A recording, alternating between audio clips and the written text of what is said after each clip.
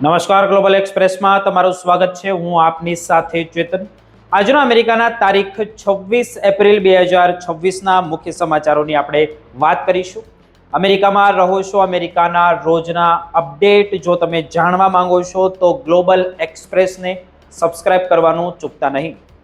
આજના અમેરિકાના મુખ્ય સમાચારોની જો આપણે વાત કરીએ તો શું તમારી ભારતની મુસાફરી એરપોર્ટ પર જ અટકી જશે? હવે જાણો ઓસીઆઈ કાર્ડના એવા જે અટપટા અને ગુપ્ત નિયમો જેમની એક નાનકડી ભૂલ તમને ડિપોર્ટ કરાવી શકે છે.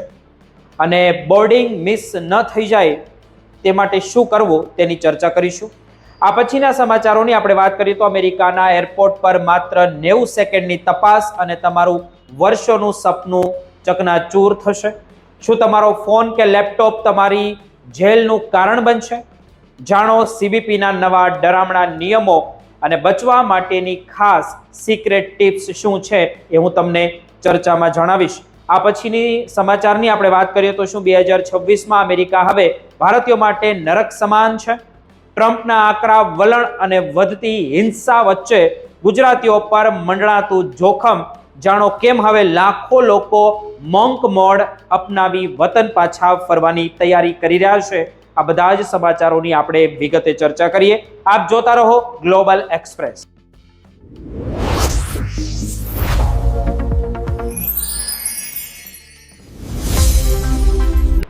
શું તમે જાણો છો કે એરપોર્ટ પર તમારી ડોક્યુમેન્ટ્સ સાથે પહોંચ્યા પછી પણ તમારી ભારતની જેમ મુસાફરી અધ વચ્ચે જ અટકી શકે છે?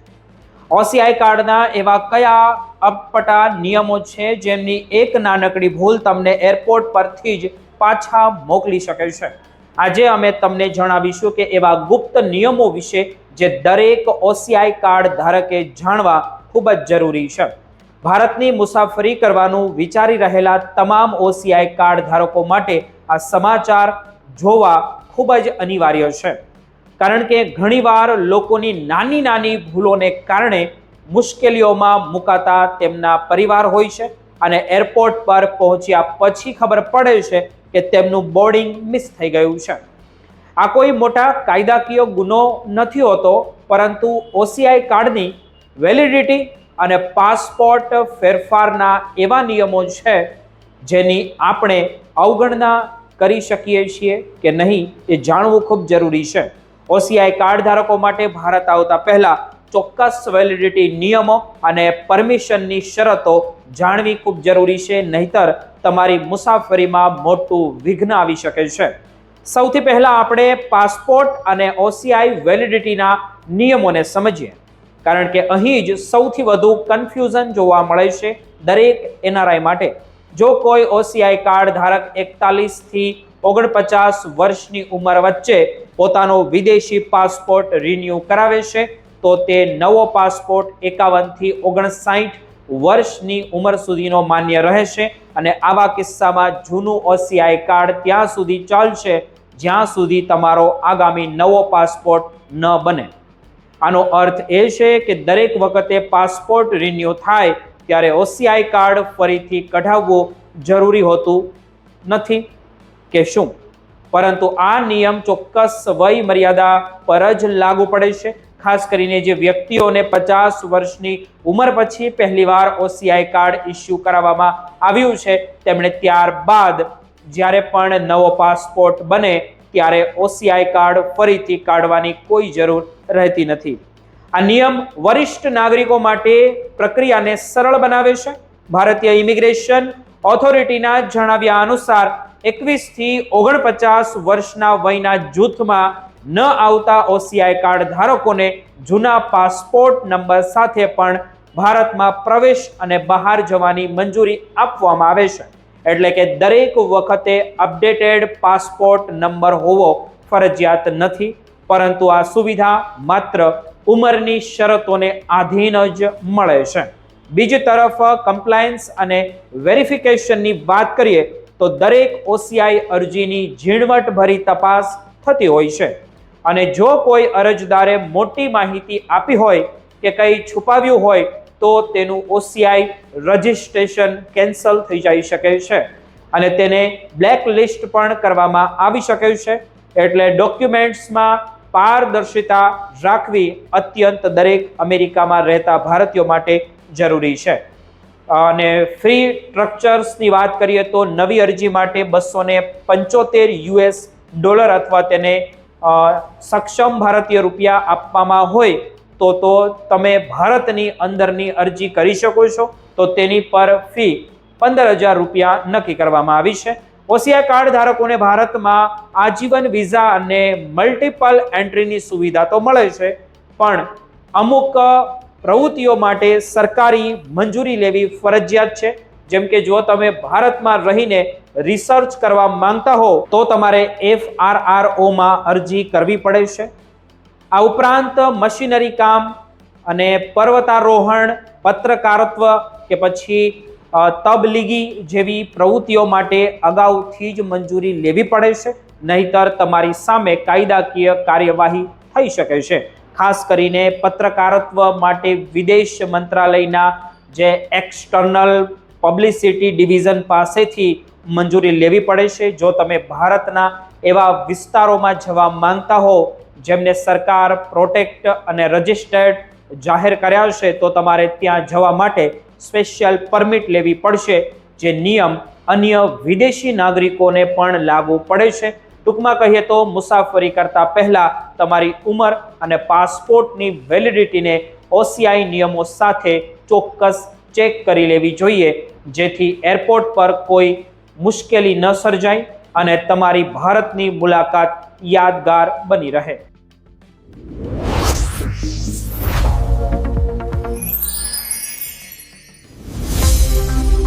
તમે ભારતથી 15 કલાકની લાંબી મુસાફરી કરીને અમેરિકા એરપોર્ટ પર ઉતરો છો.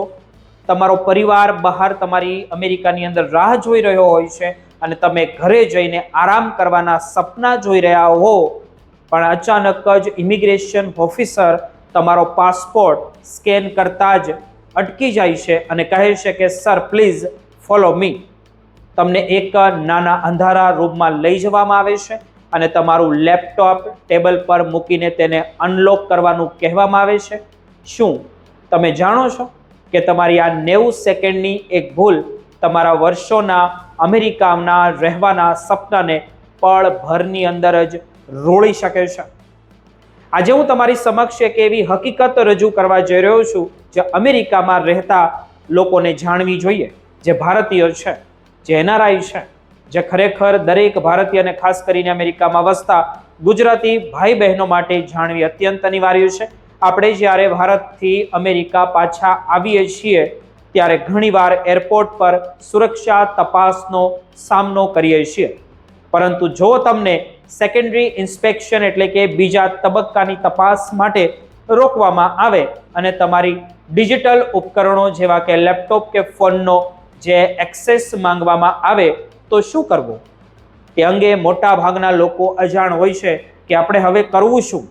કલ્પના કરો કે તમે JFK નેવાર્ક જેવા વ્યસ્ત એરપોર્ટ પર છો, તમે થાકેલા છો અને ઓફિસર તમારી સામે મક્કમ અવાજે લેપટોપ તમારું અનલોક કરો એવું કહે તો તે સમયે તમારા મગજમાં પહેલો વિચાર આવશે કે મેં કંઈ ખોટું નથી કર્યું, તો ડરવાની શું જરૂર છે?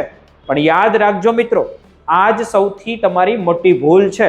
તમારા લેપટોપમાં તમારા કામના ઈમેલ, ટેક્સ રિટર્નની વિગતો, તમારા બાળકોના ફોટા, સૌથી મહત્વનું એટલે કે વોટ્સએપ પર તમારા પરિવાર સાથે કરેલી અંગત વાતચીત અને ગ્રુપમાં ક્યારેક એવું લખાણ હોય છે જે તમને ડિપોર્ટ કરાવી શકે.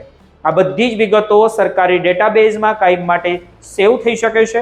વર્ષ 2025ના આંકડા મુજબ લાખો મુસાફરોમાંથી માત્ર થોડા હજાર લોકોની જ આવી તપાસ થાય છે, જેમનો અર્થ એ છે કે જો તમને રોકવામાં આવ્યા છે તો તે કોઈ સામાન્ય રૂટીન ચેકઅપ નથી, પણ સિસ્ટમે તમને કોઈ કારણોસર ફ્લેગ કર્યા છે. ઓફિસરો ઘણીવાર તમને એમ કહીને દબાણ કરશે કે આ તો માત્ર 10 મિનિટનું કામ છે, પણ હકીકતમાં તેઓ તમારી નબળાઈ શોધી રહ્યા હોય છે. વર્ષ 2026ના નવા CBP ડિટેક્ટિવ મુજબ જોઈએ તો તપાસના 2 પ્રકાર છે, જેમાં બેઝિક સર્ચમાં જેઓ જાતે ફાઇલો તપાસે છે, પણ એડવાન્સ સર્ચમાં તમારું આખું લેપટોપ એક ફોરેન્સિક કોમ્પ્યુટર સાથે જોડી દેવામાં આવે છે, જે તમારી ડિલીટ થયેલી ફાઇલો પણ પાછી લાવી શકે છે. અને એડવાન્સ સર્ચ માટે ઓફિસર પાસે વરિષ્ઠ અધિકારીઓની મંજૂરી હોવી ફરજિયાત છે. જો તમે H1B વિઝા કે પછી સ્ટુડન્ટ વિઝા પર હોવ તો પાસવર્ડ આપવાનો ઇનકાર કરવાથી તમારી એન્ટ્રી નકારી શકાય છે. પરંતુ જો તમે અમેરિકન સિટીઝન કે ગ્રીન કાર્ડ ધારક હોવ તો તમને દેશમાં પ્રવેશતા રોકી શકાતા નથી. સૌથી ખાસ વાત તો એ છે કે ઓફિસરને તમારા જે ક્લાઉડ ડેટા એટલે કે ગૂગલ ડ્રાઈવ અને આઈ ક્લાઉડમાં તપાસ કરવાની સત્તા નથી. તેથી જ મુસાફરી કરતા પહેલા તમારા ઉપકરણોમાંથી લોકલ ફાઇલ ડિલીટ કરી જે ક્લાઉડમાં સેવ રાખવી અને પ્લેન લેન્ડ થતા પહેલા જ એરપ્લેન મોડ ઓન કરી દેવો એ તમારી સૌથી મોટી સુરક્ષા છે. એરપોર્ટ પર હંમેશા નમ્ર રહો, તમારા અધિકારી પ્રત્યે કે અધિકારો પ્રત્યે જાગૃત રહો. જો ઓફિસર વધુ પડતી પૂછપરછ કરે તો તમારે મૌન રહેવાનો તમારો બંધારણીય અધિકાર વાપરી શકો છો અને કહી શકો છો કે મારે મારા વકીલની હાજરીમાં જ જવાબ આપવો છે. યાદ રાખજો કે એક નાનકડી વોટ્સએપ ચેટ જેમાં તમારા કદાચ મજાકમાં પણ ભારત પૈસા મોકલવાની કે કોઈ કામની વાત કરી હોય કે તમને એવું લાગતું હોય, એવું કહ્યું હોય કે હવે ભારત જ સારું લાગે છે, તો ઓફિસરો ગંભીર આર્થિક ગુના તરીકે અર્થઘટન કરી શકે છે. આવા કિસ્સાઓમાં લોકોએ લાખો રૂપિયા અને વર્ષો સુધી કાનૂની લડાઈ લડવી પડી શકે છે. એટલે જ માહિતી એ જ સૌથી તમારું સાચું હથિયાર છે. આ વિડીયોને તમારા પરિવાર અને મિત્રોને શેર કરો જે અમેરિકાની અંદર રહે છે અથવા તો અમેરિકાની અંદર જવા માંગે છે તેમને.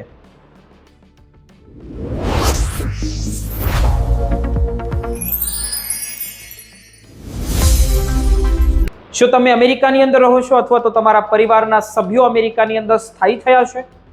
તો તમારે સાવધાન થઈ જવાની જરૂર છે, કારણ કે વર્ષ 2026નું અમેરિકા હવે ભારતીયો માટે પહેલા જેવું સુરક્ષિત નથી રહ્યું.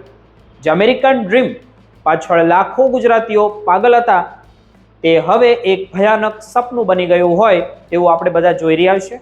નવા કાયદાઓ, વધતી હિંસાઓ અને બદલાયેલી રાજકારણની નીતિઓ અને જે ભારતીયોના અસ્તિત્વ પર સવાલ મોટો ઊભો કરે છે. શું હવે અમેરિકા છોડવાનો સમય આવી ગયો છે? 2026ના આ પ્રથમ 6 મહિનામાં અમેરિકામાં વસતા ભારતીયો અને ખાસ કરીને આપણા ગુજરાતી સમુદાય માટે એવી ગંભીર પરિસ્થિતિ ઊભી થઈ છે જેમની કોઈએ કલ્પના પણ ક્યારેય નહોતી કરી. કારણ કે દાયકાઓથી અમેરિકન અર્થતંત્રને મજબૂત બનાવનાર આપણો સમુદાય હવે માત્ર ને માત્ર આર્થિક જ નહીં પણ શારીરિક અસુરક્ષાના પણ દાયરામાં આવી ગયો હોય તેવું આપણે જોઈ રહ્યા છીએ. ટ્રમ્પ વહીવટી તંત્રના નવા આદેશોએ ભારતીયોની સ્થિતિને એક એવા જે પરપોટામાં કેદ કરી દીધી છે જ્યાં ગમે ત્યારે વિસ્ફોટ થઈ શકે છે. તાજેતરમાં પ્રમુખ ડોનાલ્ડ ટ્રમ્પે ભારતને નરકનો ખાડો કહીને જે વિવાદ છેડ્યો છે તેણે ભારતમાં વસતા ભારતીયો પ્રત્યે નફરતને કાયદાકીય રીતે જે દિશા આપી હોય તેવું લાગી રહ્યું છે. અને પોડકાસ્ટર માઇકલ સેવેજના જે ભડકાવનારા વિચારોને ટેકો આપીને ટ્રમ્પે ભારતીયોની વફાદારી અને નાગરિકત્વ મેળવવાની રીતો પર જે પ્રશ્નો ઉઠાવ્યા છે તેની અસર હવે શેરીઓમાં જોવા મળી રહી છે. ગો બેક ટુ ઇન્ડિયાના નારા હવે અમેરિકાના રસ્તાઓ પર સામાન્ય બન્યા છે, પણ ગોરા લૂમર જેવા કટ્ટરપંથીઓ આ આગામી ઘીમાં જે વધારે ઘી હોમવાનું કામ કરી રહ્યા છે.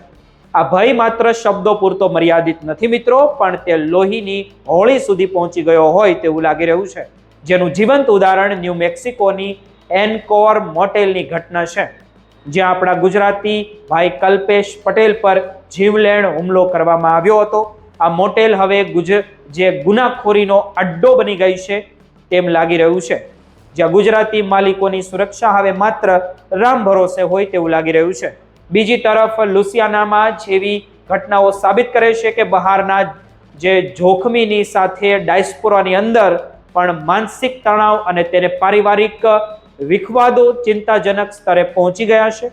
આર્થિક મોરચે વાત કરીએ તો જે દલીલા કાયદો એ ભારતીય ટ્રક ડ્રાઈવરો માટે મોતનો ફાંસો સાબિત થઈ રહ્યો છે.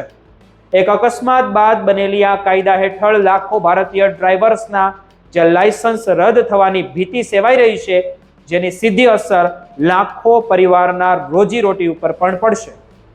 આ કાયદો માત્ર રસ્તાની સુરક્ષા માટે નથી, પણ ઇમિગ્રેટ્સને વ્યવસ્થિત રીતે અર્થતંત્રમાંથી બહાર ફેંકી દેવાની એક મોટી ચાલ છે. એટલું જ નહીં, પણ હવે બેંક ખાતાઓ પર પણ તરાપ મારવામાં આવી રહી છે, જ્યાં નાગરિકત્વના પુરાવા વગર ખાતા સીઝ કરવાની તૈયારીઓ ચાલી રહી છે. આઈટી સેક્ટરમાં પણ H1B વિઝા માટે $1 લાખ ફી ઝીકીને ભારતીય પ્રતિભાની માર્ગમાં મોટો અવરોધ ઊભો કરાયો હતો, એ આપણે બધા જાણીએ છીએ. આવી જ કપરી પરિસ્થિતિમાં હવે ભારતીયોને જીવવાની નવી શોધ કરવી પડશે, જેને મંક મોડ કહેવામાં આવે છે. આ એક એવો પ્લાન છે જેમાં ગુજરાતીઓ બિનજરૂરી ખર્ચ બંધ કરીને બચત કરી રહ્યા છે અને દેવા પૂરા કરીને સુરત કે બેંગલુરુ કે અમદાવાદ જેવા શહેરમાં, જેવો ભારતના સુરક્ષિત શહેરોમાં પાછા ફરવાની તૈયારીઓ કરી રહ્યા છે. અમેરિકાની ઈરાન પ્રત્યેની યુદ્ધ જેવી નીતિ અને રશિયા સાથેના વેપાર પરના પ્રતિબંધે પણ આંતરરાષ્ટ્રીય સ્તરે ભારતીયો માટે મુશ્કેલીઓ હવે વધારી દીધી હોય તેવું આપણે જોઈ રહ્યા છીએ. ટૂંકમાં કહીએ તો 2026માં અમેરિકન ડ્રીમ હવે જે કરમાઈ રહ્યું હોય ફૂલ તેવું લાગી રહ્યું છે અને વતનની સુરક્ષા ધરતી જ હવે એકમાત્ર અમેરિકન ભારતીયો માટે આશાનું કિરણ દેખાઈ રહી છે. તમારું શું કહેવું છે તે કોમેન્ટ કરીને જરૂર જણાવજો.